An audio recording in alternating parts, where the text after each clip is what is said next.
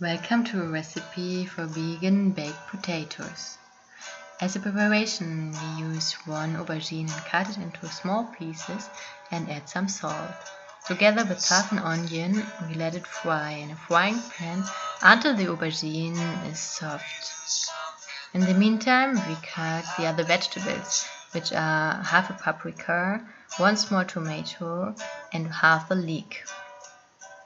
We add these ingredients in the frying pan together with the aubergine once the aubergine is soft.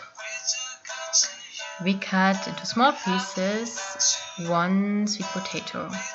We add it into the frying pan with some vegetable fat or oil. We fry it from both sides. In the meantime, we prepare a sauce, which is 3 tablespoons of tahini with 1/4 lemon and 1 teaspoon of salt with herbs. We mix it all together, and once the sweet potato is done and fried from both sides, we can serve the plates with the vegetables and the sauce on top. Enjoy!